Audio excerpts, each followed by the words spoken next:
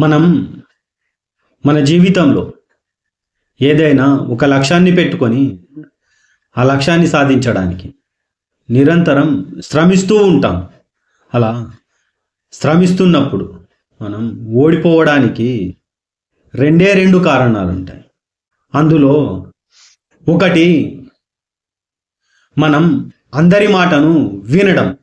మనం అందరి మాటను వినడం వల్ల మనం మన స్వంత వ్యక్తిత్వాన్ని, మనం స్వంతంగా నిర్ణయాలు తీసుకునే ఆలోచన శక్తిని కోల్పోతాం.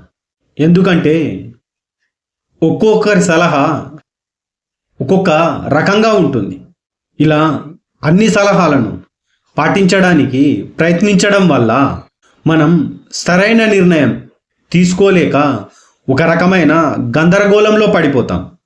అందరినీ సంతృప్తిపరచడానికి లేదా వాళ్ళు చెప్పిన అన్ని మార్గాలను పరిశీలించడానికి మనం ప్రయత్నించి సరైన నిర్ణయం తీసుకోవడం ఆలస్యం చేస్తాం. అలా సరి అయిన టైంలో సరైన నిర్ణయం తీసుకోలేక మనకున్న ఆ ఒక్క అవకాశం కాస్త చేజారిపోతుంది. ఇక రెండవ కారణం, మనం ఎవరి మాటను వినకపోవడం.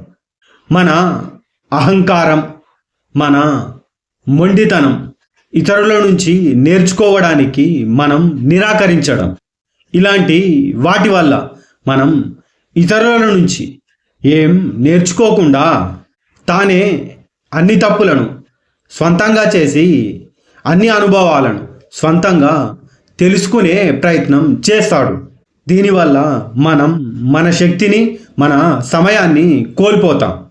ఇతరుల జ్ఞానం మరియు వారి నైపుణ్యం మరియు వారి దృక్పథం నుండి మనం ఎటువంటి ప్రయోజనాలను పొందకుండా మన పరిమితమైన అవగాహనతోనే మనం ముందుకెళ్తాం.